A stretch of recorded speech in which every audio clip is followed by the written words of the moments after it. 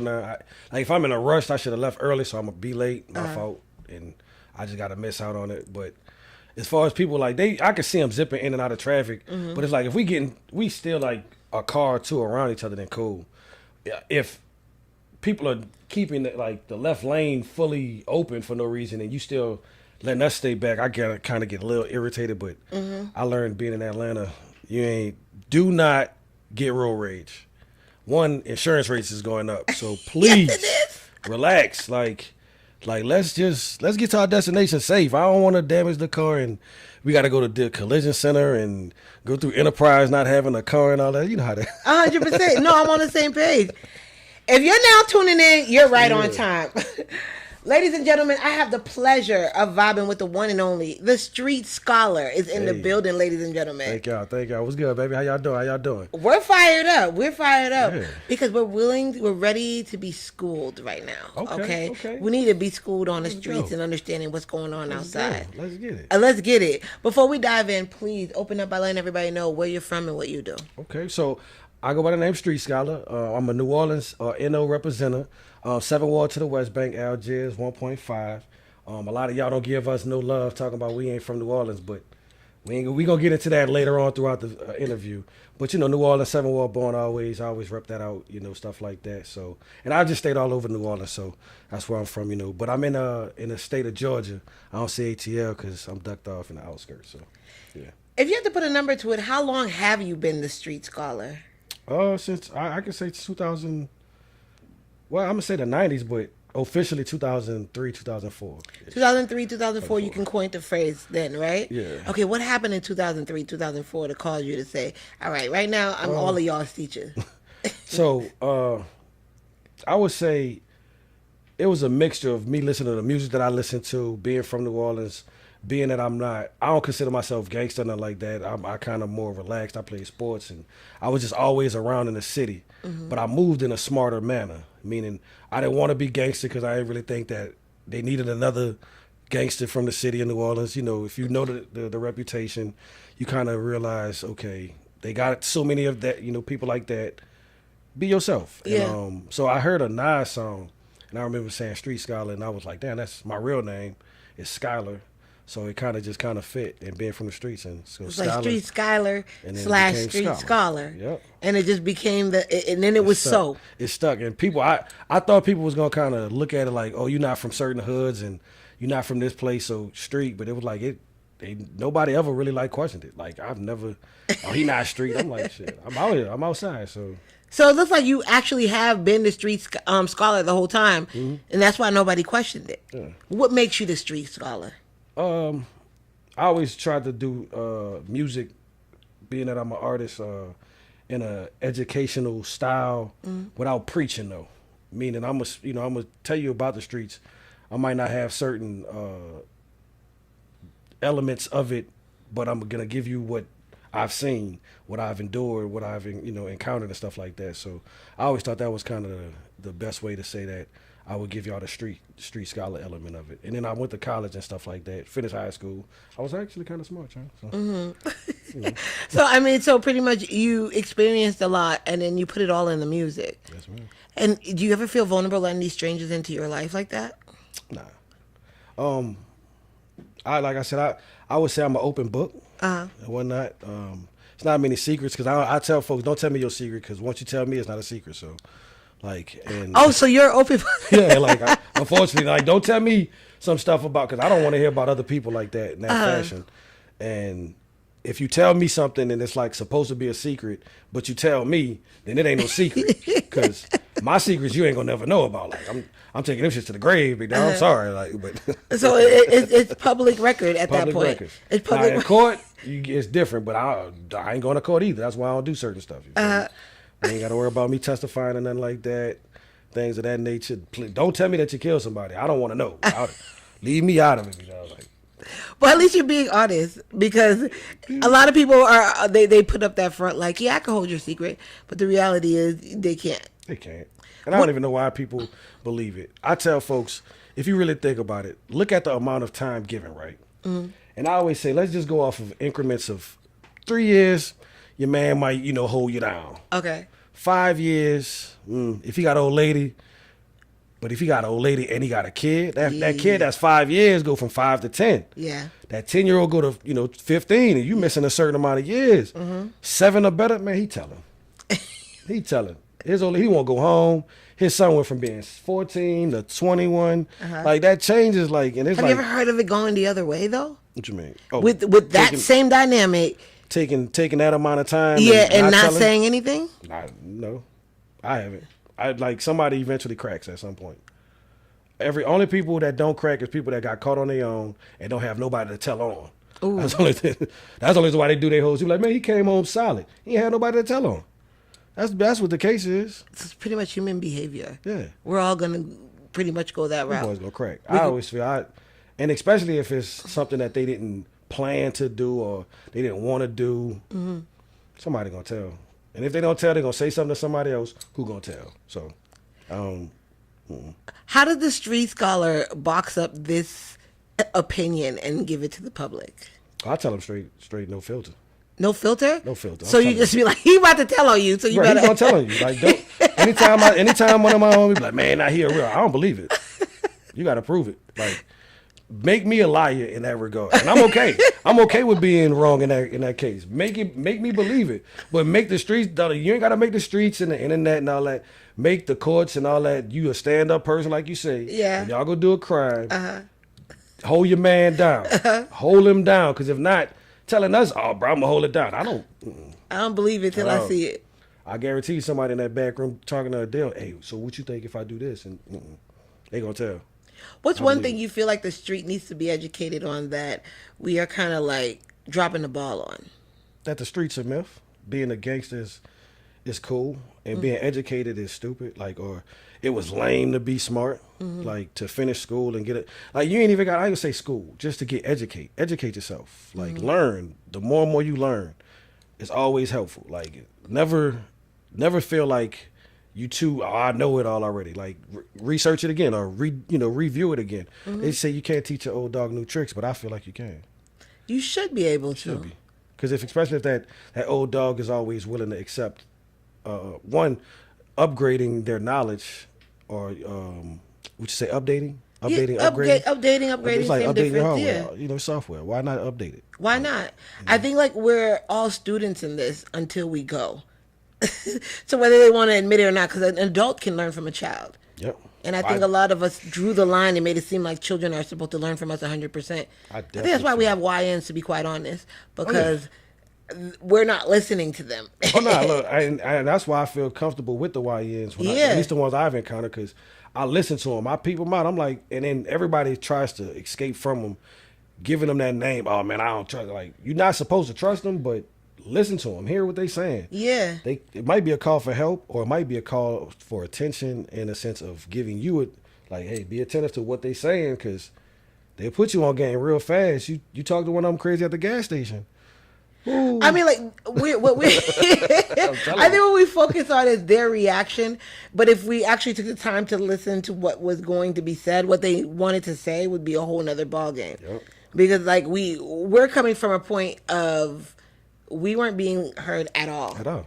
And now there is another generation that is not being heard even more, but they're going to take their respect. And they don't care how they got to take it. No problem. Yeah.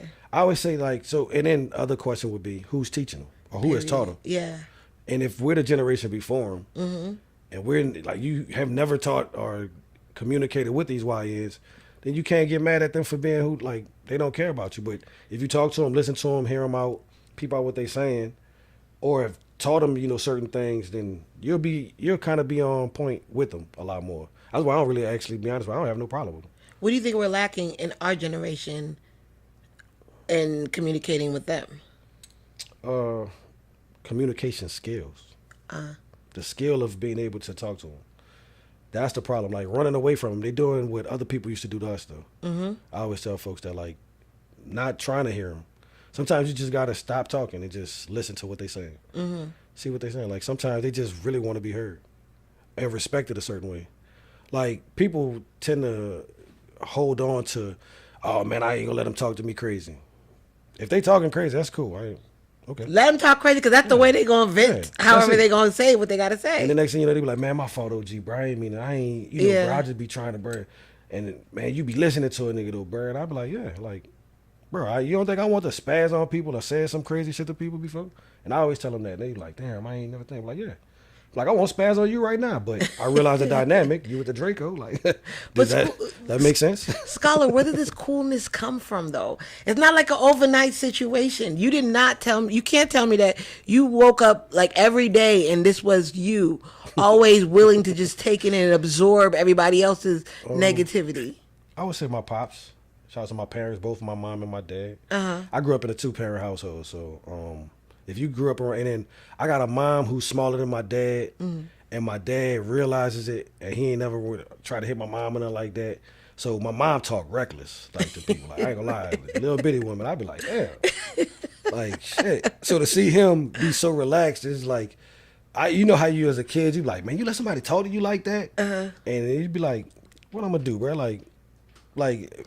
Hitting her ain't gonna help. So I'm like, nah, your mama a little giant. Yeah, you feel me? And then my pops, I grew up in the same neighborhood he grew up in, 7th Ward. So he would drive around and just everybody, whoa, what up, Big Sky? What up, bro? Da, da, da, da, da, man, how you doing? And I'm sitting in the car like, bro, I'm just trying to go home, bro. Just getting off practice or school. And he talking to everybody. He's so smooth. And then he had friends, you know, they did their little things and stuff like that. And I remember one time, like one of his homies had owed him money, and the way the dude was talking, he was like, "Man, I really want to get you this money." My pops was like, "Man, I don't want that shit, bro. Like, if you see him, he come up, cause the dude would come up to me at practice, like, man, hey man, make sure your pops hit me up, man. Tell him call me." And my pops was like, "Man, I ain't worried about him." So when I saw it and when he told me why, I was like, "Oh, I'd have been on his ass though. I ain't gonna lie, bro. You tell me you owe me a couple bands, I'm on your ass like back pockets, big dog. Like, it ain't gonna just be that smooth." But he was so relaxed and so chill to where it just kind of, I ain't gonna say rubbed off on me, but you say that, then my brother's a comedian, things like that. I got a sister who she's my younger sister. She don't talk as much, so I'm the middle wildfire. Yeah. But so I always told myself I had to kind of relax and chill. So you kind of draw from everybody, because in the beginning of the conversation you had me rolling. So I'm wondering, like, a little bit from your brother, you've taken that comedian side of things, right? I still write comedy with him too, stuff like that, jokes all day. I wanted to be the rapper, so that's what ended up happening. Is I was trying my hardest not to follow in his footsteps, not in a negative light, but you know he had his lane. You want to make your own. Yeah, and I was a sports player, and I love music a lot more because my mom sang. So I didn't want to be a singer because the rap was just, you know, nobody wanted to be an R&B singer coming up during this time in the early 2000s. It was kind of looked at as being soft, I would say. But do you sing though? Nah, I wish. Okay. Oh boy, y'all. Like, oh yeah. You had a little. Oh yeah. Casey, JoJo. I'd have been Cisco in this motherfucker minus the tongue ring. Minus the tongue ring and the thong. And the thong, man. And the thong, right? I might have had on some thighs. We call them I call them thigh meat shorts, TMS shorts. You feel me? TMS shorts. TMS shorts, thigh meat. You feel me? Let the thigh meat show. That's as far as you would go, right? Not the tongue ring. Nah, I can't do the tongue ring. Now, I might have dyed my hair a little bit. I ain't gonna lie to you. Yeah, I can see with a little platinum line. No mohawks though. Things like that. I'd try to grow some dreads. I'm getting older now, so I'm with low cut Caesars, relaxing it. But you chose to dive into hip hop. Yeah. Why? Oh, that feeling. I ain't gonna lie. Listening to 400 Degrees and Bone Thugs and Harmony. Nas was my favorite. You know, so those Cam, Dipset, G Unit. That was around that time when that was just. And I was good time. Those were the good days. Yeah. Oh my gosh. And then I was freestyling, trying to freestyle and stuff like that. So this was during that phase where it was just like, and I could actually say some stuff. You feel me? So it just kind of manifested itself because I was supposed to be helping my cousin out, being his producing, his manager, and he kind of was dropping the ball on actually trying to drop projects. And I'm the type shit, let's put it out. Like, I don't care how it sounds at the time. Let the people say it needs to be better. And if they're not saying it needs to be better and they like it, what are we doing? So I just was freestyling and somebody was like, man, you know, your mom got the studio, bro. What you think? Like, bro, let's go put a song together. So that's what happened. Kind of put that together. And as time grew and time went on, I said, hey, I mean, you know, we tried to do a group, call it the Hood Fellas, whatnot, and that was shouts to my boys, N.O. Reese. I'll get into more about who all that they are. My boy William Fresh at the time, called himself Stay Fresh Kid at the time. My little cousin, one of my homies, back in the Gap, Kurt. We still homies, but we see you. I see you, but you know what you did. just because it ain't even no negative. It's just we supposed to be a lot more closer than what we at right now. And it ain't no negative, but it's just we'll talk about it. We'll talk about it. But so it was just me trying to gather a lot of people from my neighborhood and stuff like that, and putting a compilation together because I was on some Master P shit. I remember how he was. That's one of my superheroes right there, Master P. And it was just like, let me show people where I'm from, my little area, because Uptown gets the love. The East at the time, because of Wayne was getting the love. Downtown was Manny Fresh and all them. You know, so every part of the city kind of got their love. The little sector. Yeah, but they never fully give where I feel where I got my adulthood and where I learned how to hustle and get money. They never fully give us our credit, even though. Where is that? The West Bank, Algiers. Okay. So they never fully give the NO, the West Bank of the NO, the credit. And they always say we're not a part of New Orleans, quote unquote, but we're only 2 miles away with the river separating us. We're literally across the river. So if you ever notice and you see the bridges of New Orleans, I'm on the other side. But the funny part is I didn't get over that till 10th grade of high school. So I spent my whole life on the other side.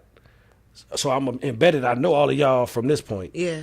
And then my 10th grade, your moms and them moved on this side, got a few more dollars, you know, they were straight. And so I noticed the difference in how people try to treat you.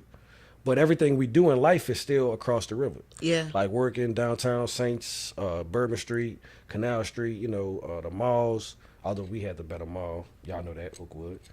But then y'all would go to the West Bank, and the West Bank is like forgotten. Nice. Yeah, and not given the love it deserves. We get love from sports because we had the better football teams and stuff like that in high school. What's the football team? Shout them out. Oh, so I went to Old Perry Walker. Y'all already know we lead, others follow. Ew. But shouts to Edna Carr. I'm not a hater like how everybody is. They are rival, but they have been the state champions the past 7, 8 years out of the last 10. My high school we won some years back. My high school is officially closed now, so all of the people who I went to high school with, their kids go to Edna Carr. So it's kind of like a mixture of us and them. And we still got a back and forth rivalry, but I personally never had no problems because y'all ladies love me, so I ain't gonna lie. Like the ladies love the street scholar. I'm talking about, I dated every chick that went to Carr that I could possibly date. Y'all know me. So they're gonna be in the comment section like, I remember. I remember he used to date such and such. Hey, I talked to a lot of y'all. I'm just saying, a couple girlfriends, that's different. You feel me? Street Scholar, you mentioned that you came from the production side of things before even diving deep into the music side of things.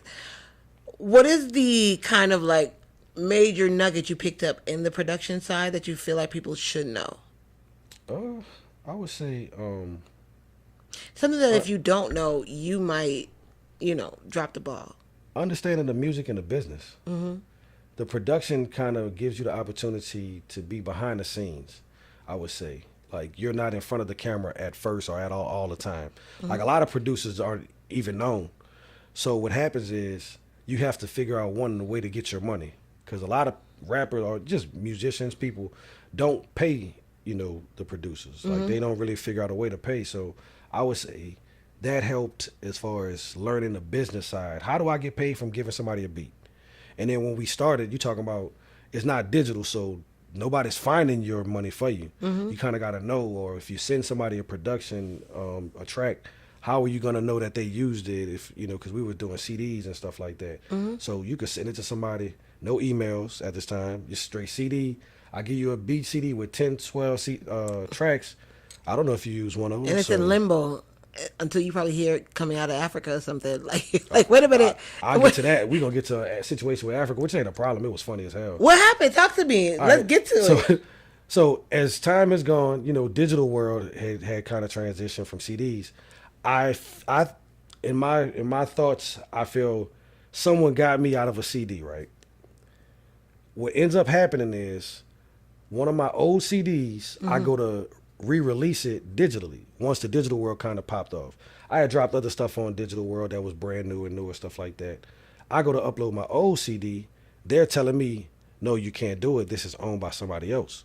And I'm looking like, well, how is it owned by somebody else? Your old CD with your music in it and your vocals? All my, like, I'm talking about everything was already online. What happens is I do further investigation. I say, well, hey, you know, what are these songs like? How? Because I've never uploaded this CD. They send me a list of the songs and a name. Come to find out, somebody has uploaded my CD, changed the name, and just miscellaneously took like little parts of the song or the context of the song and renamed each song. So I had 14 songs on one of my CDs. So if the name was, let's just say, I think a song was called Welcome to the West Bank, right? Uh-huh. The song was now called West Bank Raps. Oh, no. wait. I was joking out because I was like, but here's the funny part. The motherfuckers had like 10,000 spins on each song. Like I had like 50,000 downloads and like streams off of this CD that I knew nothing about. It was through somebody else. They had a whole nother group name on it and everything. And it was actually being streamed mostly from Africa.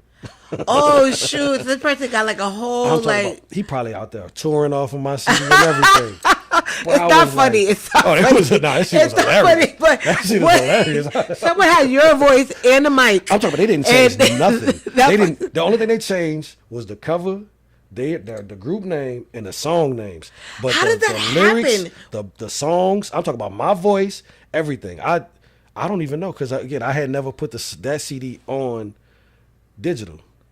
They uploaded it and everything. I'm talking about all 14 songs. Now I eventually got them to send. I got a residual situation from it where they was like, I proved like you're that a it was writer, mine. yeah. I proved it everything because I had copyrights and everything about it. But it was just like at the time, boy, they was like, yeah, this is already on here. I don't know why you keep trying to put this on here. I'm like, because I never put it on, digital. I'm like, what do you mean? Like, and it. Did the residual make up for the loss? Nah, because technically, I ain't gonna lie, it really wasn't a loss in my eyes. Because one, like I said, I had never put it on digital, and I was selling it all CDs. So the CDs was being sold by just me and my, a few people that I knew, stuff like that. So, hold on, my phone. There's probably a little fly up in here. So, yeah, look, you just keep still, you catch it. Yeah. But nah. So I didn't feel like I didn't really look at it as a loss. I found it as a come up because one, y'all are hearing my voice and my songs. I just have to make my name bigger in Africa now. Yeah. And figure out a way to get there. And be like, bro, y'all could have just, if y'all gonna do it, do it. Hey, get your money. You feel me? Just bring your boy up for, a feature or something like that. I'll write you a whole song and CD and everything. You can have it. Exactly. Why not? Did you build a relationship with the artist that stole? I never found out who the actual. Jeez. I saw the name. I've searched for him a few times, and the few times I did, but it kind of went MIA because I think the CD came out like 2012 at the time, right before I got to. It was like 11, 12, probably 2010. I think I dropped that. So 2010, and I tried to upload it in 2017, 18. That's when I found out. Yeah. So it was kind of just hilarious, man. I was like, do you know that experience is actually a lot more realistic to happen today because technology's in the game? Oh yeah, they'll get you early. A lot of artists, and that's why I say that we was talking about the business side. They don't even realize uploading their music and doing certain things. You kind of want to be on top of it as opposed to letting somebody else do it. Yeah. Because if you let somebody else register your music or put your stuff online, all they got to do is put a couple percentages off of yours to theirs.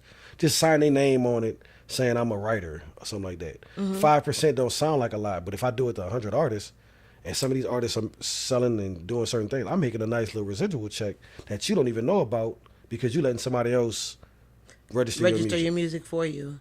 So register your own music is pretty much what you're saying. Yeah. But what if you have a manager that does it for you? I guess I'm the type, I've done management. I don't feel like they should be the person doing it. Like, I feel like a manager is, like, just manage my career and certain things, tell me yes or no in certain things, but the uploading and the music is me. That's what I'm doing. Why do I need another person to do the small things that I'm doing that I can do myself as an artist? To So you feel like artists should be a lot more hands-on on I've always their craft before like releasing it to the public. You know, a lot of artists are not like that though. Because they get lazy. I got my manager to do it. Anytime I hear somebody say they got their manager to do it, I say, oh yeah, you can get burned real quick. You don't mind. Do you tell them that, or do you just like in your head you're like, I'm just T-5? Depends on how I'm talking to him and how the relationship is. I'll say like, man, look, just me being me, not to knock his money, but if he's charging you to do it, he's charging you for no reason. And these are things that you can do, and you're just gonna be on top of it because, say if you fire him as a manager, he still has access to you for that little period where he could, I'm gonna mess over you or something like that. And I just know that freedom is cool, but it's like you don't want to give nobody that type of power over your career and your business. True. It's just a lot of times artists just really just get lazy. I mean, it's like a story that's overtold, as a matter of fact. A lot of artists, TLC, everyone complained about signing contract that they weren't prepared to sign. I mean, as a street scholar, what would your area expertise come in that topic? Just learning the business as much as you can. Ask questions. It's okay. Like they say, no question is a stupid question. Yep. So why not ask them? Period. And then don't believe everybody with a smile and a suit on. Everybody in the business offices and stuff like that. Like, you know, you see the Suge Knights and stuff like that, and I know they seem like a scary person and stuff and the other, but the person that's going to get you is, I don't want to say the other people's names, the bigger ones, but we've heard the stories of the Clive Davis and the Jimmy Iovine's and the Leo Coins, and obviously they don't have no type of gangsterness in them, and they getting you out your money real quick. Well, are those stories real? I can believe they are real, but is it their fault? I can too, but like I'm a type of person who sits on a fence, right, to listen to both sides of things. And after Clyde's passing, there's been a very mix of opinions on the story. But I can't get mad at them in the sense of if you're expecting them to be the people that put you out in a certain light, and you're supposed to be a part of the culture, how can you not expect them to make money off of you first? If a person spends money on you, you got to expect them to get money first. That's just like with the street or the drug game. Like if you expecting Pablo Escobar to not make money first and then give you your money, so there's no such thing as a free ride out here. No, it's not. And there's people coming in thinking they're receiving a free ride, not realizing someone's getting paid off of you. And it should be. They should be getting paid. Like if they spend $1 million, they should be at least making 2.5. That's how their mindset is. They don't want to make 1.5. or the 0.5 off of you, something like that. They want to make double it. Because that's $1 million that they didn't have to put in invest into you. They didn't even have to put their name behind you to do that. Because nowadays I feel like it's a little different because they don't necessarily go after the talent. So they want you to be able to make that type of money. But if you ever notice, those artists that have that don't sign to them. They kind of make their own situations, distribution deals, certain things change up. But if a person is putting that type of money in you or investing in you, like, why not think or believe that they're going to make more money than you first? Facts. You must be a nightmare to people who are looking to take advantage. Like when you walk into the room, like, man, oh, nope, take it back, get it together, and bring it back to me. I just recently got told that that might be some of the reasons why I might not be in a space that I could have been because of it. Really? Meaning, because, you know, people say I'm talented and stuff like that, got good music and things like that. But they say a lot of people probably didn't want to work with me in a sense of they always say that they feel like I know it all. But I don't really look at me as being a person that know it all. I just will ask questions and I'm going to do my research first. So I don't get burned. And I always tell people, I don't mind working with people and even having to take the less if it makes sense. Yeah, like, well, let's discuss this at this point, right? But expecting me to just accept what you're telling me is just like, that don't make no sense. I mean, so what do you say to artists that are getting into those spaces where it's like, put up or shut up? Because that's what it normally looks like. So I look at your situation, too. Like, some people don't, like, they might be coming from a messed up situation or coming from home or just been broke all their life, want to experience some type of money, some type of situation. So I can see them, you know, like, I'm going to accept anything coming to me just to start it off, thinking that that's going to work at all times. Now, sometimes it does, sometimes it don't. Like, you got those that know how to stick it out, you know, accept the lesson. Man, look, I'm gonna get this $50,000. I'm going to owe them $100, but I got 50,000. If I'm smart enough, I'm gonna take. I could flip it and do what I need to do. Yeah. But you got some that's just like they not even thinking about it. They get 50,000 and they went and bought a new car that's gonna depreciate. Yeah. And then don't realize that you have to give this back. Yep. And then now you sitting there on a budget of nothing, and you got to figure out how I'm gonna recoup it. But they want you to do that as opposed to learning. Hey, most of these record contracts are just business loans. So it's just making sure you have financial literacy as you go about handling the business loan. Yep. See, I don't like owing nobody either. Because like I said, like you said, I'm from New Orleans.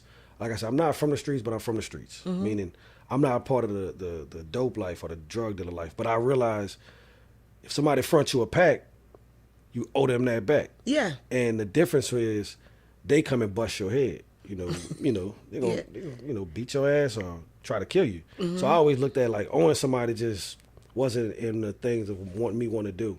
So I always felt like I could go work for it, do other stuff that I need to do. And when it's time to come out, pop out, I got my own money to be able to do something, and just not somebody holding that over your head. Like it just it doesn't feel good at all. I don't think. I mean, anyone in their right mind can feel like it doesn't feel good, but it's just like in the space. Sometimes you're like, I have nowhere to go. I need to take this loan. What's the next move afterwards? That's why I say I can't fault them for it. Because like you said, some like if you can do it and you need it, boom, do it. You feel me? But just realize that you're putting your life or your end of your career in danger.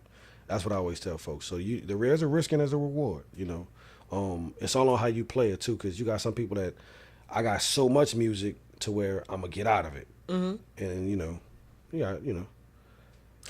So, as a street scholar, what is one major street advice that you feel like people outside need to know about? Not connected to music, not connected to the business, just connected to everyday life. Oh man, I would say. Oh my bad. No, that's just something on my teeth. That's cool. Yeah. I would say not connected to the music side, just the streets. It's a limited time as well. A lot of times people hear about street runs, and we just imagine that people have been doing it for like 20, 30 years, and sometimes these cases like what's a street run? Like be a kingpin. Oh, gotcha. Like Kingpin Street Run, like it's basically like it might only be like 2-3 years. It might no more than 5 or 7. But if you ever notice, like the Paid in Full story, right? Yeah. You would think the Paid in Full story started and it was like 20 years the way they was explaining it. Well, the way it played out, it felt like it. It's not even that long. Like it was young. You feel me? Stuff like that. Look at some of our greats, even in the music, right? You just see Pac and Big. They weren't past 30. They weren't that old. They were super young. But the way that we would look at them for the time frame, it was only like a 2 to 3 year span of getting on, becoming famous. And it's like a whirlwind. It just happened in fast forward. Super fast. Yeah. So time moves and it don't stop moving. That's the other part I would say, is that it never stops and there's always somebody there to replace you. So never get complacent thinking that you're on top. And if you get to the top, actually ask yourself, where else can you go? And most times it's where? Down. So when you're at the top, it's only most likely to go downward. How do we know we're at the top? What does the top look like? Is it like what you consider the top? So I think a lot of people utilize they made it sky's the limit feel that, man, I've gotten to the peak of what I can do. But I don't think that they notice it until they're down, until they go backwards. I don't think you notice you're at the top until you're actually falling backwards. You're like, damn, I was just here. So now you're fighting to get back there versus, damn, I'm still falling though. I'm still going backwards. Or people have found a new plug or a new person that they feel is higher than me now. Yeah. And I think that's the hardest thing for a lot of people to accept. But I also say that they don't look at it from that standpoint. They never want to tell themselves that I'm going to reach a certain plateau, but it's always going to be a time frame where I got to go backwards. Do we have to fall after reaching the top? Not fall, but you're going to because most people think of it as if like you get there and then it's downward spiral. So I don't know if it's a free fall, but it's definitely steps going back down the ladder. whatnot. If you think, I mean, but I always say if you don't do the earlier stages, the grind work, the small chilling circuit life, and all that stuff, if you shoot to the top and you miss some of that stuff, you're not going to understand that going back to that is what's going to keep you afloat at least. You're going to have to go back and learn that. And then that's going to be the hard part for you. So where it's like, if you first time you perform, let's just go back to music. First time you perform, you go out in front of thousands of people in big old arenas and stuff like that. Somebody bring you out. That's the only thing you know. So now you got to a certain, but you've never done the club where in between it was 3, 4, like 5 people still. Yeah, that hits you different. That hits ooh. so different. You know I've been there. You know what's crazy? I tell folks, it is so much harder. It's so much harder to perform in front of 5 people, and you hit a bartender and the waitress and them and the people inside the spot closing up. You the last person. Boy, all you see, look, you hit a dude shucking the ice on the outside. Security like, man, how long y'all got, bro? Because I'm trying to go home. You look up, the chick that was taking the money at the door, she already done left. The DJ packing up his equipment. You be like, shit. That's when actually ego comes to play a lot of the time for most people. And then the people that's in the crowd still waiting, like watching you perform. Yeah. You gotta perform like this the last time they've ever seen somebody perform, because they'll start walking out on you too, and eventually they could be your homies. Like, man, I'm about to go, bro. Hey, bro, we about to go hit this after hour spot, bro. So what do? You get off the stage and connect with the crowd, or you just? I mean, for me, like I said, I'm sick because it wasn't my worst experience. That's the funny part, right? My worst experience. Well, let's go to the one where the person. It was basically the bartender, the promoter, the DJ. I think it was 2 other females that was working at the club. And then the 3, 4 people that I brought. And one of the people that I brought was an artist that performed early in the day. And he was leaving. He was like, man, I'm about to leave. So that was the smallest crowd that I eventually got. But most likely it was like somebody who I was with. Wifey was there type stuff. And then that was it. And I'm performing in front of them. And she just like, I could see it in her face. Like, I can't believe everybody left on my boy like that. And I just had to accept it, but I still wanted to get my song off. And I also wanted the camera footage, because I thought at the time, I had already been filming some of the crowd and stuff like that earlier in the day. I just need me at this time. Now, what you got to do, you got to kind of fake it out a little bit, because the camera do not look at everybody. That's over it. There. That's the part. Or make everybody stand in that corner and catch it. That's the part I needed. So I utilized it, but mentally for me, I was just like, damn. And everybody was like, bro. When I got off the stage, the chick was like, why you didn't go earlier? You was better than a lot of other people that performed. And I was like, you got to ask the promoter. I was like, it's nothing I can really do in that manner. But I had already, unfortunately, it was a pay-to-perform type situation.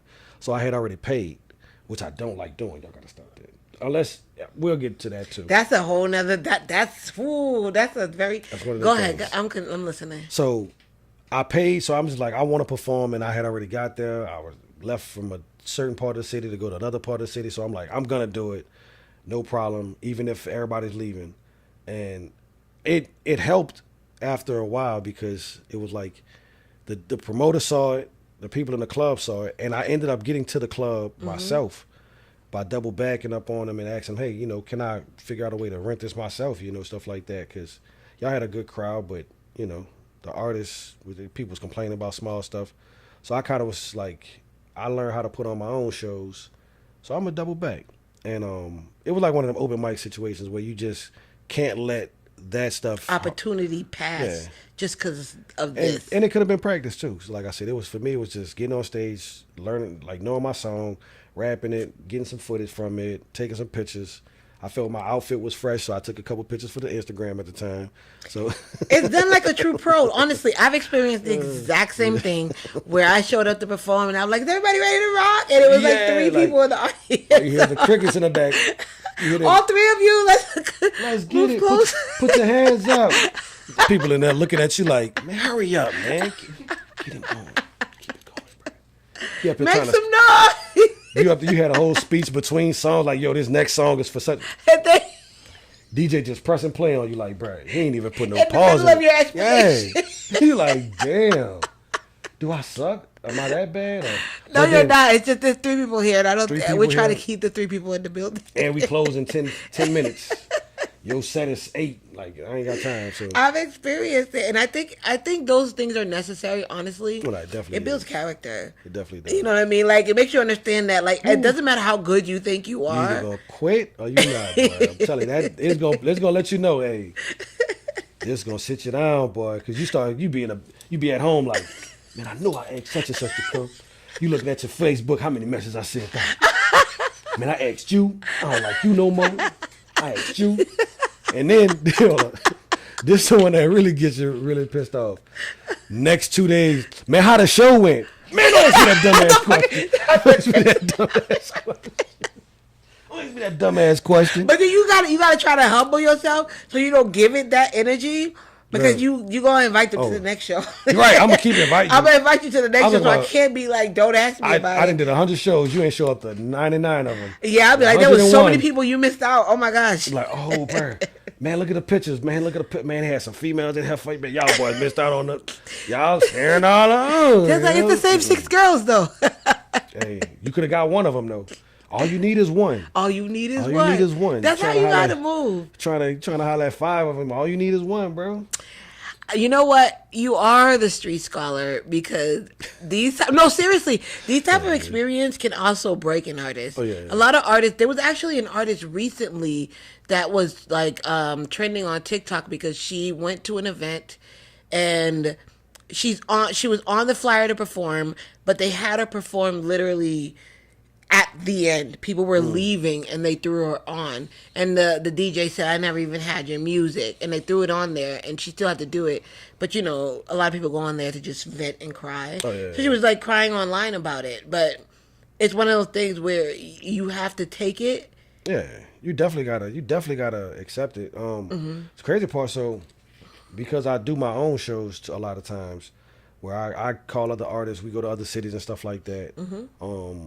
I'm not from your city, so your city might not know who I am. Yeah. But what we do is we get your club, I call up the artist, and they gonna bring their crowd out. Now, if I don't bring a crowd in there, that's not my fault that a crowd's not in there. So I put the show together, boom, the artists perform, they bring their people, as soon as they finish performing, they might leave and dip.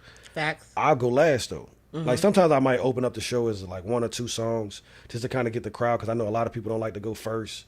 But sometimes me and my homie, shouts my homie Fred Cole, we'll go last. Even though our songs, a lot of people are saying that we have some of the better songs on the tickets that we have.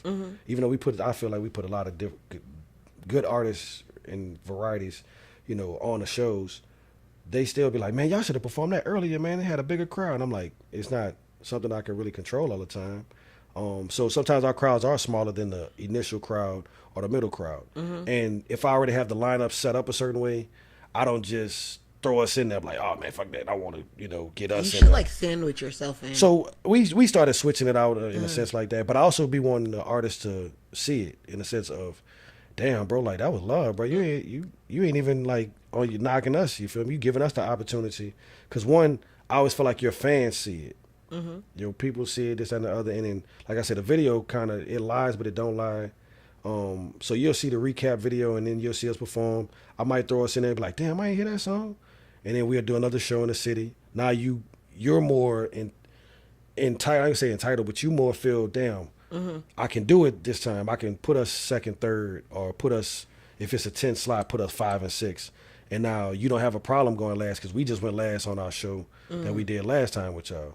So it works out in his favor, and then sometimes. And the other part is, if you register your music, you're getting paid for it anyway. Period. Exactly. To perform, you get your performance right. So I always feel like, shit, it's, win-win either way, right? Yeah. You mentioned earlier about paying to perform, and you said we would circle back to that. Yeah. We're in the circle. What is it that you have to say regarding that? Y'all gotta stop scamming some of these artists. Like, I did not tell them to say that. I don't mind paying for certain situations because the promoters and the clubs need to, and the DJ has to get some money.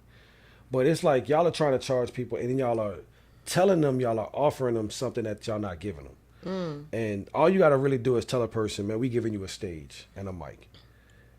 Stop telling people, man, we putting you in a position and this and the other, because it's really not happening. there are cases and stuff like that where they're gonna put you in front of these executives and this, that, and the other, but they really most likely gonna put you in front of some A&Rs here and there, or some people that work for the label. Those people are there just getting paid or doing their due diligence for the label to be representatives, but they're not really there to sign nobody. You very seldom hear people signing, but the objective is to, one, get your promotional status up, get your performance game up, things like that. Now, again, I don't mind paying for the building and the location and the different things of that. The slot. Yeah. But it's the overcharging, like trying to charge $200, $300 for a slot. Even $100 kind of gets me. And then you look up at the lineup, it's 20, 25 artists at $200 per slot. And it's like, like, the club don't cost that much. I'm sorry. That's why, again, I know I might be hating, when I say this. That's why I started doing my own shows, because I learned how much the clubs is charging for this 4 hours, and it ain't $200 per slot with 25 artists. You don't need that many, you feel me? Which ain't a bad thing. Again, that promoters put money in his pocket and everything, and, but that's just it. It's like he's consistently putting money in his pocket, and it's not benefiting the artist.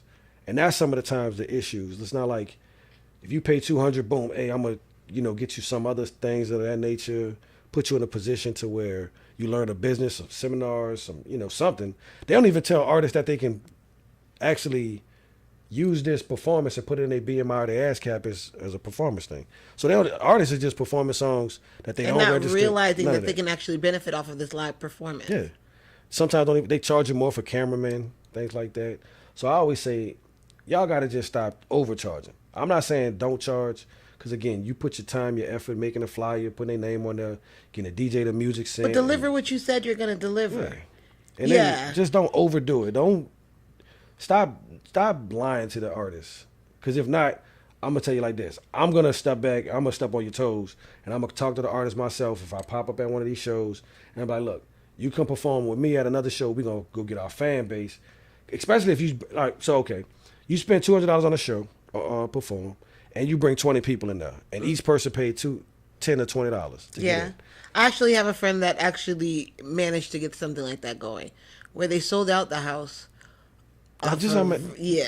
See how much, right? The one artist himself just basically paid for the whole damn show. And I told her, like, you should just have your own show, pretty much. Like, you literally brought the full crowd, and here it is.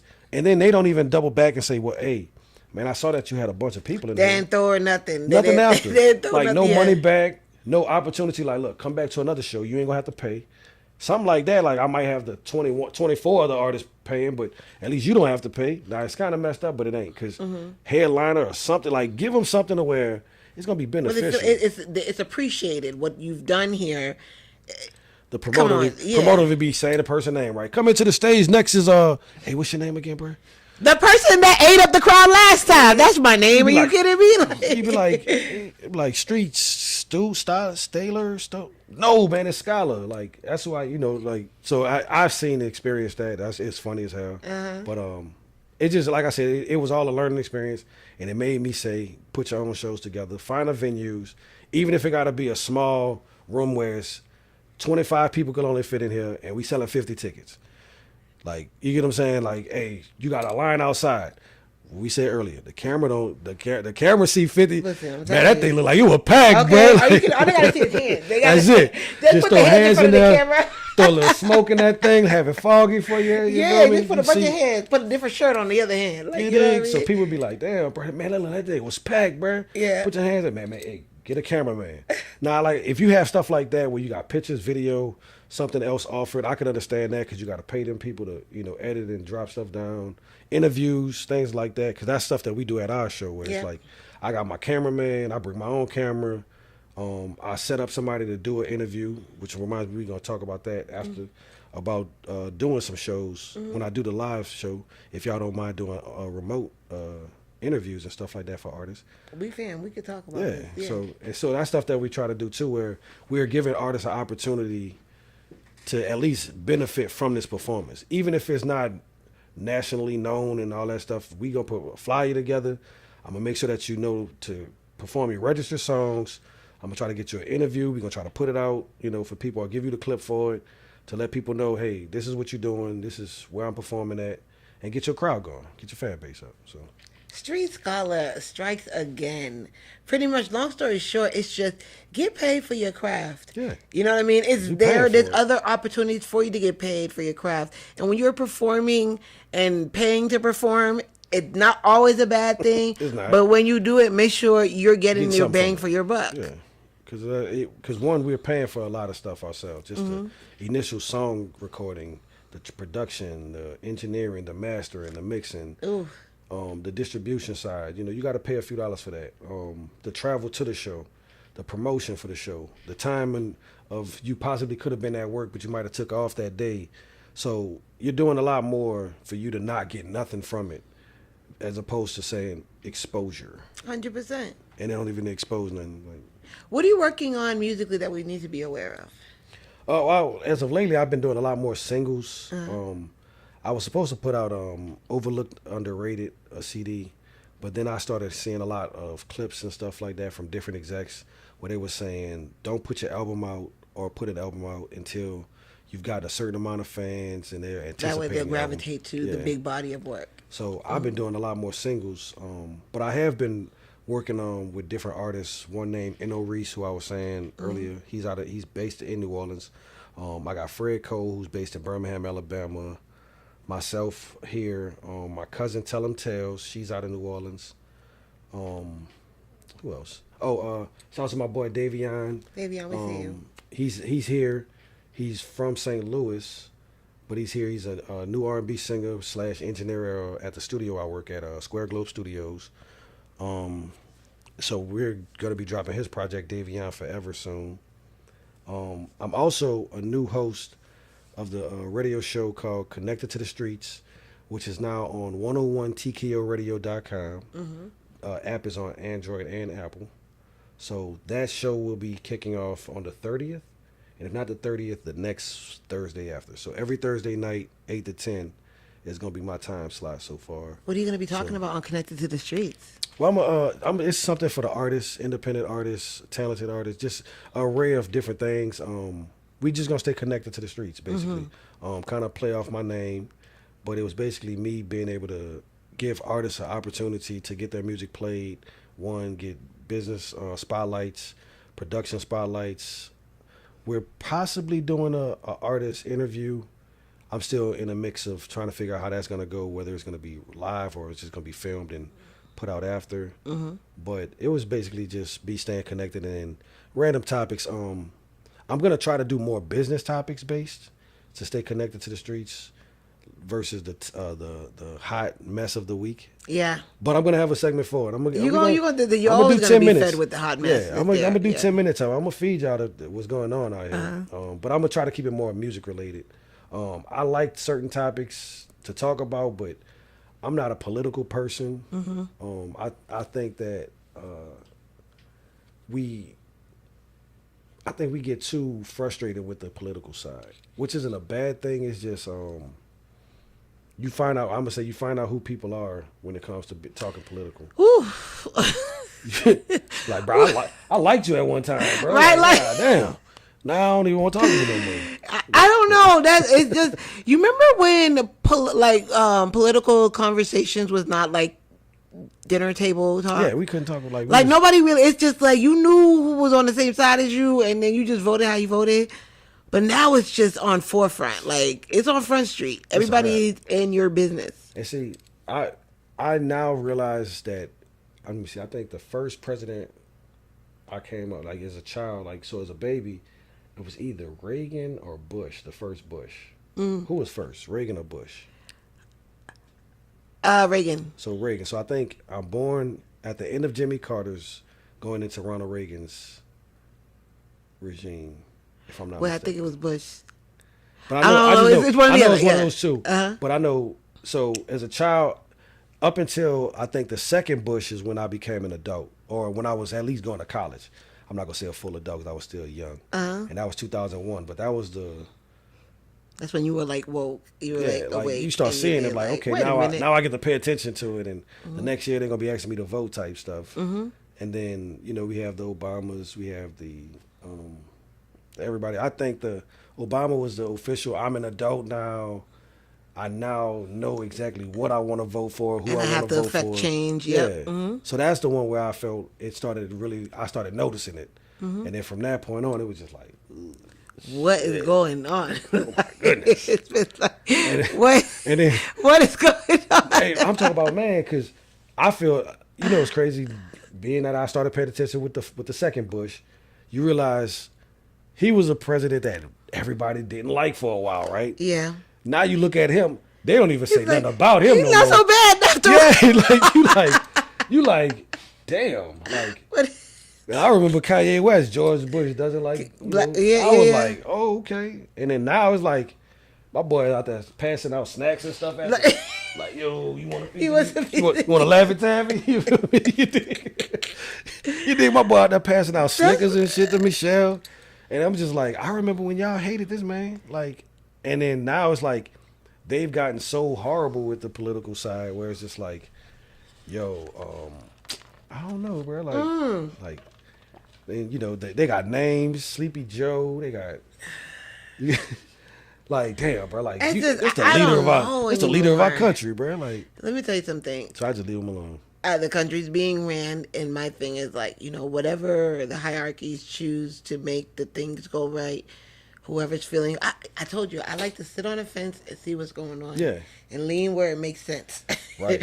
Okay. People get mad at you for it, but it's like, bro, like, what you expect me to do? Because it's insane out here. Like, some people want you to be on that fire and just burning, like, for no reason. Like, if you're over here, stay over there. You're like, no, I don't want to. Yeah, it's like, no, like, why? Like, you can make a decision to change things. Like, I did something that I wasn't supposed to do at this time. I'm supposed to be able to change to right. Like, no, you voted for this person. Like, you stay over on that side. Yeah, we are being the way people treat each other. It's like rehabilitation is not a thing. I don't know why. It's like, bro, I was wrong. Am I allowed to say I was wrong? Let's figure out how we can. They fix did not this. let you do it. You fell for the okie doke. That's it. You voted for such and such. So stay over there. No. Everything he was saying sounded great. He brought us up and gave us this, that, and the other. I wanted to get the opportunity to experience that. The other person over there with that opportunity and experience. They be on your ass, boy. But at the same time, that mindset is needed. Yeah. That's the weird part about it. That mindset is needed because there are some people that do need to stay over there. Oh, no, yeah, I definitely. You get what I mean? You just get grouped into it because you were it. just listening to logic and you felt away and you went to whatever direction you went to. The campaign was great. Like at least show some type of love for that. Great. Like, bro, like, you should have saw it, bro. Like, the glitz and the glamour, they were starting glitter out, stuff like that. You dig? The campaign was great. I'm talking about the campaign. You can't even knock sometimes the campaign. It's like the glitter. Like, everything, like, I get it, everything that shines ain't gold, but it's like they made it look real great to vote for this person. I'm not saying that it was right, but it was just like the other person didn't sound good at all.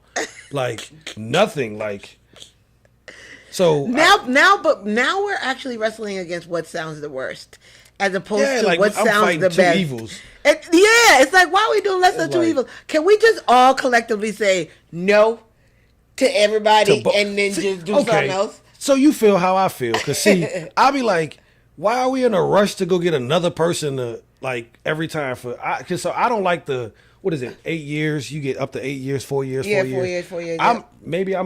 I see other countries. Now, every country I realize I had to search this. Every place doesn't give a certain amount of time. Some places do. You can only be president. But then some places is like, they ain't never changing it. Yeah, they're like, he's here for life. Yeah, like, until I die, y'all gonna be under my jurisdiction, dog. I'm sorry. I'm just saying, bro. Like, but homie, hey, who else challenging me? Can you beat me? Who gonna beat me? Because you can't beat me. Until you beat me, I'm not leaving. But like, somebody come get me. Yeah, like make me not want to be the president no more. Like, oh nah, bro, he has a point. Yeah, bro, you can have this crown. Like, you sound like, but other than that, some of the people I be like, why do we have to pick another horrible evil versus a lesser horrible evil? Like, both of them are basically trying to F us, and it's just like, yo, I'm gonna give you this little one, but then I'm gonna give you the big dog. Like, no, you're not getting me anything like that. I like for us to choose other than that, but the thing is, They only give us the people who have to make the choice. Other than that, they out of their minds too. Everybody's crazy. Everybody. So it's like all both sides. Both parties are just everybody's just crazy. Oh my gosh! Like, did we not hear what he was doing? God. And then they really show you every chance they get how horrible they are by showing you the worst things that the other person has done. It's like, but both of y'all have the worst of the both of y'all. They're like, but at least I didn't strangle the dog. But at least I didn't. I just didn't feed him. I just didn't feed him and had him outside in the rain every day. But he's strangled. But I ain't choke him. I ain't kill him and put him like. But you did other stuff to damn near have him like dog bones and all that showing in the ribs. Come out of that, because the thing is, like, right now it's just everybody's going one way or everybody's going the other. Not too many going in the middle. So people don't like when I say it, but I feel like sometimes you might need to go up underneath a dictatorship. Everybody's not a fan of it, but some places I'm like, hey, the order is a certain way in certain countries where it's like you can't say certain stuff about certain people because he'll get you out of there. Like, that's messed up to say it like that. But at least you know it, right? See, that's the part I feel like. If you're gonna get a casino, I feel like they be getting people out of here too. They just magically died in a car crash. Yeah. Like, goddamn, like the road was slick all of a sudden just in this section, but 40, 50 other cars passed in that same. Yeah, just all of a sudden. The person died, you feel me, out of left field from a heart attack. That actually happened recently to somebody who, I forgot who he created, a media giant or whatever, and he crashed in a plane or something like that. Something crazy. Yeah. Nah, and that's, man, the last couple, remember when flying used to actually sound like it was a safe thing? Like, you didn't hear pilots just. No, like you just put your trust in them. Like, how do you all of a sudden randomly put the 6 new political people on a plane where the dude is flying for the first time? I'm hopping off that plane. Right. The minute I find out, I'm like, well, what's your name? How many people were in first class? Like, you ever walk on a plane and you see the dude and he's looking like, man, like he looked nervous. He's just like, bro, have you flown before? Yeah. I'm getting off. I'm late for that flight. Sometimes you just have to read the cues. That's the ones that they put them dudes on, like the political people that know what they doing, the doctors that's curing cancer and all that. They put them on them type of flights, knowing homie don't know how to take off. Now you're treading on conspiracy. I don't want to go. We ain't gonna go that far. We ain't gonna go that far. I love it. I love challenging the people to think about it, but I be like, that just don't seem like y'all. Don't that look suspicious? Ain't that suspicious? Right? I mean. The thing is, like, we don't even know. Okay, I'll give you one crazy random conspiracy, and I'll leave it there. Okay. I think we're like, it's 2026. Right. 2021 is when we had the jab, right? Right. And so it takes about like 7 years to find out what a vaccine does to you. Yeah. So we're about to see what. So my thought on the vaccine, so I feel like this. It was meant to kill people. But when I say it's meant to kill people, meaning the world is going to purge itself regardless. Mm-hmm. I always felt like the world is going to create a purge or something to where, like you said, there's too many people out here. We got to purge ourselves, get rid of certain sicknesses, certain ailments, certain things like that. Certain age groups, they want to get them out of here. Mm-hmm. They're going to give us something that's going to my body can handle it. Some people's bodies won't. I always felt like that's something that they've always done, though. Yeah. I don't even know if it's just a now conspiracy. That's just because they've always, like, when we was kids, we had to go to school. We had to get vaccinations. And the vaccination has the virus in it. And your body, like, you. And then they watch your body fight it. Yeah. So I always felt like that. Now I just feel the way that they put it out to the people, where you had to get it to do certain things. It wasn't tested. You're the test dummy. Yeah, but I always feel like we always been test dummies. Food, just ways of life. Like I don't feel like they be knowing what they doing. They make a call, but you gotta think. They gonna make a call, and they gonna either live with the consequences, they gonna have to live with the consequences. But that's just like wars and stuff like that. Collateral damage. Yeah, I'm gonna send you out on the front line, my boy. But we didn't get a chance to choose to be on the front line. You can't just put us on the front line. You're not supposed to. Don't we gotta sign up to go to war? You're not supposed to, but at one time they had the draft. We signing your ass up. As soon as you make a certain age, you got a brother. Oh, you the only boy? All right, cool. We can't take you. You got a brother? Oh, you got 2 brothers? Oh, yeah. Oldest one gone.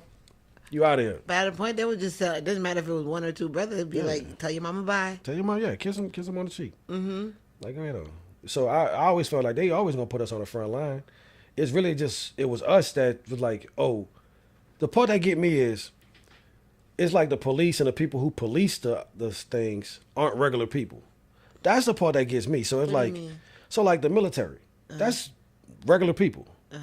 But the people who are gonna arrest you for not going are the people that we were just regular people with before they became military people. What do you mean? So, Hold on. So it's like, so basically what I'm saying is, it's like a police officer is gonna go off for the law. But you're still a regular person. Yeah. It's not like the badge made you into this Terminator super cop. You feel me? Like, you didn't get created out of a lab, you feel me, that they know. So you know that this shit is horrible. Yeah. And you're still, as opposed to saying, nah, we the people, we not gonna go for that. Like, a lot of times they still, well, man, it's just the law. Bro, that don't mean you gotta. So you're saying like the you don't military gotta go follow through it? like super training where they have to actually block out the regular people. That's it, and that's what they do. A psychological block. Yeah, and as an officer of the law, you still me. You just have a suit on. You got a suit on, but and you know that this shit is wrong, and you know that, and you know we shouldn't be sending certain people out for certain things or put them on the front line and messing over them. But man, the law says that you got to follow the law. No, you shouldn't have to mess over somebody. They should have been fighting for us. Oh, you calling out the officers? You think the officers should have been like some things that they arrest you for is just like, bro, that shit shouldn't even be legal. This is facts. Like, it's like things that I hate are things like they give us a car, and on a commercial the car goes from 0 to 60. And, but if you do, if you do over 45, bro, I hit the gas, my car is gonna go to 50, no problem. Not even stomping on the gas. Every speed limit is 35. We're gonna agree to disagree. I'm gonna tell you why, okay? Because I I personally think that after all the crashes I done seen since I moved out here, if those speed limits are not put in place, there's no telling what happens next. So why they don't just train us for the cars we buy? What you mean? Like, So when you go buy your car, uh-huh. why you not put through a different training for that car? Like, you go to get this car that goes 120 easy, and the only thing you have to do is take a test in the parking lot. You shouldn't be allowed to just buy a car that goes 120 easy without being trained to drive it. That's what I'm saying. Like, they should make it to where you have to take a course to understand your car. I agree. Instead of other, then learn your cars, because you got people that's buying these cars that go 120, and the brakes don't stop it from 120 to 0. 40. Yeah, like, it's like, bro, like, so to me, I'm always looking at it like, are they setting us up for failure at all times? Like, and then now they got fly cameras all around the city, which is cool, it's needed for certain elements, but it's just like, you're setting us up knowing that these people are setting us up. And you, like I said, I got a truck. My truck, it ain't souped up or nothing, but I know for a fact if I hit the gas, I'm going over 50 miles an hour quick, like no problem. I be on the interstate going from here to New Orleans sometimes, and I be like, God damn, I'm doing 100. And I'm just You don't even realize it though. At all, Yeah, you don't even realize that happens to my car cruising. too. I be all 80. I'm like, wait a minute. You just right. You start slowing down. You be like, oh shit, I'm tripping. Like, especially when you get into that driving mode, and it's like a little. I don't know if everybody experiences it, but it's like you just see trees, and it's like, damn, I done passed up. And you don't even realize, because there's nothing to indicate that you going mad fast. You gotta shake yourself. Ain't no store for you to shoot. Like, you wipe your face like, God damn, like, I'm tripping. I don't even remember the last few things I was doing. Yeah. I'm just going. I'm hauling ass down this interstate. But it's like, if you don't know the train to have your car do that, it's like. Well, they have that covered because we're all going to have electric cars in the next 15 minutes anyway. So you have nothing to worry about. Your car's going to drive you to the police station if you start acting up anyway. I just don't like the fact that they driving themselves in the sense of, does the technology know how to drive? But they have someone behind it treating it like a video game that's driving it from home. And that's the person that, bro, I watch you play GTA a lot. Like, you don't know what you're doing on GTA. You feel me? We have Google racing games. I done played Midnight Speed. I forgot the name of them on PlayStation back in the gap. It was like Need for Speed and all that stuff, like Midnight Edition. It was Need for Speed. Yeah, I had it too. I had the little Corvette. Yep. You ever see somebody with an actual car? Man, that boys don't know how to drive. Flipping the hell out of them damn cars. I don't. Because once I hit that corner, I'm going to hit into the next lane before I even straighten up. So I don't really fully trust everybody driving at home, driving me around too, because I've seen you in traffic too. You suck then. I know you suck at home. So you just ain't the one to get in an accident. Do you do Ubers? I think I've caught an Uber like 3 times in my whole life. Was it good for you? I wasn't paying attention on purpose. Are you an Uber Eats type of guy? I do the food sometimes. You know they eat your food sometimes? I can see that. I'm not like one. My son is a DoorDash. That boy DoorDash. DoorDash. That's one of the other ones I was talking about. Man, Yeah. look, shouts to my son, bro. He got his little app now, and that boy be on that thing. Bing, bing. I get a knock at my door. Man, who the hell at my door? Oh, it's your food, bro. Your food downstairs, bro. Me personally, I still go get it. I'm still one of them. I hop in my whip, go grab my food. Yeah, go get it. That perfect. Because I used to work as a pizza delivery man, so I know how people's cars are. Mm-hmm. So that's one of the elements of it where I'm just like, you know what? Everybody car now super clean. But yeah, that part too. I didn't even think about that. See, a lot of people don't think about that side. Have you ever got anything in your food that came from a car? Not yet. Okay. Don't say yet. Don't claim that on your life. Well, so I'm gonna tell you, I'm one of those people. So I'm like I said, I'm from New Orleans. Some of our best food comes from some of the places that you would not expect. Okay. So the fancy, beautiful restaurants, I'm probably not gonna go there. Mm-hmm. I'm gonna go to the hood spot. You feel me? You might see the dude in the back, chefing up your food. So I just order and I'm going outside. Yeah. I don't even want to know. Like the place, every place that I go to, they be like, 10 minutes, your food gonna be ready. They be like, I don't know how you just got this fried steak and these chicken and this fish done in 10 minutes, but you did it. Thank you. I'm gone. I'm outside. You preaching the choir. I'm an islander. So I know about getting the things made up right on the side of the road.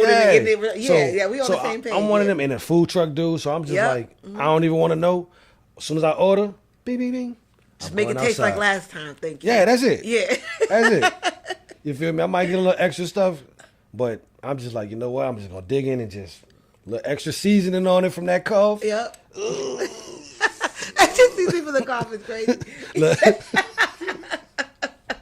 Little extra seasoning from the cough gonna be all right. You be like, my boy in the back picking his nose, wipe it off on his pants. You feel me? And back to chefing up your rice. You feel me? Hey, let me get that chicken and rice. The time is of the essence, okay? You feel me? Hey, as long as it's hot back there, it's gonna kill the germs, I guess, or something like that. Just stir fry it, bro. The Keep transition from New Orleans to Atlanta, how was that for you? Oh, it was cool. I had to get used to the food side. That was different because New Orleans, we got great food. Mm-hmm. Atlanta was known for some things that I just didn't expect to be as mediocre as they was making it. Like, I like wings, don't get me wrong, but we don't have horrible wings either in New Orleans. We're just not known for that first. Mm-hmm. So when they got here, it's just like, oh man, we got the best wings in the world. I'm like, shit, it's the same to me. Like, y'all just lemon pepper more. That's it. That was it. You feel me? I like mine's fried. I like fried wings. You feel me? Some rice. You feel me? I can eat that 5-6 days a week. You feel me? Fried wings and rice. Oh shit. Throw a little shrimp in there every now and then, or red beans and rice. But the transition wasn't bad because the crazy part was, so after Hurricane Katrina, we would come to Atlanta a lot. Mm-hmm. And then I would say I missed the old Atlanta though. That's the one thing that did change was that when I finally moved here, Atlanta had changed and started transitioning to this. I'm one of them, but it's filled with transplants. Mm-hmm. But the transplants are in the city trying to change the city to fit where they're from. And that's the only thing that I'm not a huge fan of. I hear that a lot. Even today, because you're talking about from the past, but like even today, a lot of people come from where they came from. And I'm a transplant as well. I ain't even gonna try to play it off. Cool. But like I'm not one of the ones that's trying to change the city. Like I'm obsessed with the city. Yeah, like I love how it's given. I used to love when I came here. Like it was certain things that Atlanta did that they did. It was for them. It was get in around us and be like, shit, boy, I love that. I love to come in here and experience that. Now it's just like I hear a lot of people say, oh, it ain't like where I'm from. It ain't supposed to be like where you from. Go your ass back where you from. But the crazy part is that they don't be want to accept that even where they're from ain't the same. Yeah. That's why when people, I see that New Orleans is still trying to keep the culture a little bit, But even they losing it. It's like a lot of people come there and be like, oh, we don't want to have second lines in certain places and certain things and parades during this time and this, that, and the other. And it's just like, so why did you move there? Like, because I came to Atlanta for Atlanta. Like, I ain't gonna lie. Like, even though I don't stay in Atlanta, I stay on the outskirts of 285. I'm not telling y'all where. But, I mean, I ain't tripping. Y'all can find out. I still would love the fact of what Atlanta used to be. And when I used to go certain places, was like, that's what I expected. The old feel of Atlanta. But then before I came here, I moved to Birmingham, Alabama. And they have Atlanta's old feel. Like a lot of the outskirts areas have Atlanta's old feel because they haven't, I ain't gonna say they didn't catch up. Because I don't be want to, one, I know Alabama gets a horrible rep. It does. I want to know, like. So Alabama, I think it's because of the name Bama. When you think country, you think you just gonna say Bama, but they technically not the slowest city or state, places in the South. You still got Mississippi. My fault. No, don't do Mississippi. My fault, y'all. Don't do Mississippi. We love you, Mississippi.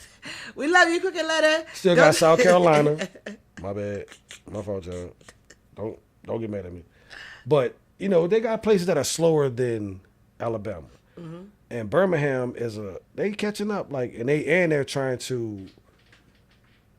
trying to be as slow as people would make them. So they not behind how a lot of people would say or think they are. But I just think it's the phrase Bama. Like the way people say, man, you a Bama, meaning you country, especially my New York folks. But like, man, you're in Bama. Because every time I go down and I tell my homie from New York, yo, I'm about to go to Birmingham, I'm about to go to Bama. Man, you better go to that country ass time. Like, it ain't this country. I love that Birmingham is keeping it quiet, though. Because honestly, every time people get to know that this place is where it's at, then it just changes. The culture changes. Like you just said about Atlanta. Yeah. You know what I mean? And in Birmingham, a lot of people don't give it the credit it should. It's technically the central part of the South if nobody really pays attention. So you can get to Tennessee super quick, 2.5, 3 hours. You can get to Memphis. You can get to Nashville. You can get to Atlanta in 2 or 3 hours. You can get to Florida in 2 to 3 hours. You get to New Orleans in 4 hours maybe. I think it's 4 hours if I'm not mistaken. South Carolina. So Birmingham is technically the middle part of all of us, and they get an array of each section because a lot of people go to Birmingham to make their money as right an on artist. The Bible Belt. Because it's on 20. Like, you go straight down 20, you run in 2.5 hours from downtown. It's 170 miles away going towards the west. I drove here from Cali. Okay. So I don't know if I passed Alabama. I know Tennessee was on my route. But you might have, you might not have. It depends on where, because you got two ways that you can get from Tennessee to here. But you can always cut down. If you're trying to miss Mississippi, I would have did that. But I'm pretty sure that it got you to go from Tennessee to Birmingham to Atlanta. Probably, if I'm not mistaken. Probably, I think I did Birmingham because Birmingham was on the. Okay, yeah. And that's what I say. So I love Birmingham. It's one of my spots where it's like I always consider it my second home. But now technically it would be my third because New Orleans, Birmingham, or ATL, Georgia. So, but it's a place that I go a lot of times. Things like that. The Street Scholar. You really sat here and we really unpacked a lot. Oh, yeah. Is there anything that I should have unpacked that I didn't get a chance to? There's always more. I always tell folks, like I said, I told you earlier I was an open book. I do come from a large family. I know we were going to talk about that earlier. So my mom, I think it's like 12 kids, but my grandmother's sister, which would be my great auntie, she had 22 kids. So that's why I would never date a woman from New Orleans. You said you never date a woman from New Orleans. And why? Because of having a lot of children? A lot of family. So you don't want to do the whole big family thing? Well, no, I wouldn't mind doing it, but I know my girl probably ain't trying to do it. But it's just some people in my family I don't know. Even though I'm a person that talk to everybody in my family if I can, I just didn't know everybody because, unfortunately, one of my grandfathers died super early. I think I was like 3-4 months old, so I don't know his side of the family. And then my grandmother remarried or something like that. I don't know that family. And then on my dad's side, my grandfather and my grandmother split, and he had another family, which was not too far from us. But me and my cousins, we cool, but they have family. And so we all so I'm like, you know what? I don't know who's who. And then one time, my grandfather on my dad's side, his sister, which would be another great auntie, I'm talking to somebody on Facebook, and She said, "Oh, it's so sweet to see that cousin's connection." Hold on, wait, what? I hit him. Get my inbox right here. Great, I tell you who that is in this family, this, that, and the other. So I learned that somebody who I thought was a cute chick was a family member. And that's crazy. And that's out of having that 22 family members on the other. That's what scares me.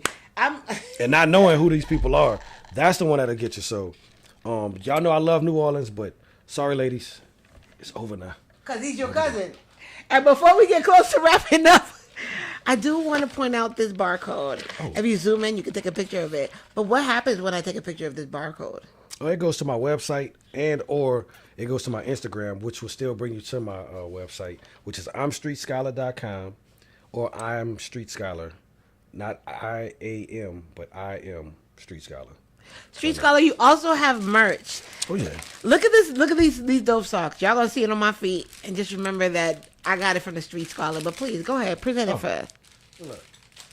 So you can always go on the website. Like I said, I have different variations of merchandise. As you can see, the hat, whatnot. We got hats, socks. We do pendants and chains and stuff like that. I do my own stuff at home. If y'all know me, y'all have seen, stuff like that. I always keep a pair on myself. I think these are some of the most comfortable socks that you could possibly cop, like I said. But we got them in a variation of colors of white and black, white and red, white and blue, black and white. I have other colors, white and pink and all that stuff on the way. I ran out, but if you go to the website, you'll definitely see something. So I had to bring a gift, for JP. Hey, I'm gonna give my cameraman. I'm gonna give my cameraman some of them too. You feel me? Yo, and I gotta tell you, they be working too. The what you call it? What you call this about that part of the sock, like up here? The shin. The shin of the sock feels nice, and it feels like it's not gonna fall right back down. Oh, no, it's not. You know what I mean? Some good workout socks right there, ladies and gentlemen. Okay. Look, they have an athletic style feel, really, but a comfort of a casual wearing sock. A lot of people, like I said, really enjoy the feel and the comfort because they do have a softness about them. I know a lot of people be nervous of wearing white socks, but they don't get dirty actually fast. And you can wash them. They don't fade fast and things like that. Throw a little shout on it, a little OxyClean and stuff like that. Give you the cleaning preparation for them. Just wash your socks. These feel really good. You don't gotta explain to you how to wash your socks. You know how to wash your socks. We don't know. Gotta put a little extra stuff in your shoes. A little starch or something up in there. These feel really good though. I ain't even gonna lie. Appreciate I wanted to open it up, but I'm like, I like my stuff. I should, right? You I should. Let me open it. It's not gonna hurt. How do I? It's not gonna hurt them. Ooh, y'all seriously? Look at this. Look at this. Oh yeah, they bounce back, baby. Look at this. This is a good. These are good socks, baby. They bounce back. Okay, are you working with a special team to put these together? Well, I always do my mock-ups. So I have a vendor. Shouts to Alibaba. A lot of people see Alibaba and just think that they're scams. I don't know why or what happens. I don't know why, but I love me some Alibaba. Shout outs to you. I know, right? Hopefully y'all can give me a good deal on it. But Alibaba, they hooked me up, whatnot. I found a couple vendors. I want to get over to the China forum and stuff like that. I might get in trouble with Donald Trump and with the terrorists and stuff like that. Because, yes, I do use China-based. Donald, just stop acting up. You got bigger fish to fry. Go ahead. You good. But I don't look. If y'all can get the prices down so that way I can keep them good enough priced for my consumers, I definitely use a U.S. vendor. Listen. I've been fine. This feels amazing. Yeah. Okay. Thank you. Hopefully y'all can match this. This is amazing though. Yeah. At least I got mine before you figure out what you gonna do, who you gonna work with. Because this right here it feels amazing. Oh, see, if they can't match that, then I'll send you the version that I have to match that. If you can't match those, I tell them, look, I don't need. I got a good and a great price too. Like as far as the way I get them, so they can still remain cheap. You ain't gonna be taxed $20, $25 for one pair. I think they probably $8 to $10, and that's I think we're shipping online. We're shipping online? Oh yeah, probably like a few more dollars for shipping. Yeah, but I think that might be the price. I gotta double check. If I said 8 and there's a little bit more, I apologize. I might have to drop it to 8. If you come at me with $8, I'm not gonna turn you down. That's the hustler that I am. I'll take the loss on it. So if they not $8 online, and you say, well, you said it was 8. I'll stick to that price. You feel Either way, it's gonna be your game because these feel amazing. I'll tell you that much. And I tell folks, I'm trying to sell them to more and more people. So if you want to get them, please, by all means, tell me that they cheaper. They should be cheaper, and I'll get them to you because they don't need to just be on my feet. I tell folks, what's the sense of me having them only? When the fans, if you're a fan, hey, please, come on. For us, by us, ladies and gentlemen, make sure you guys are showing my brother some support. Let everybody know where they can find you.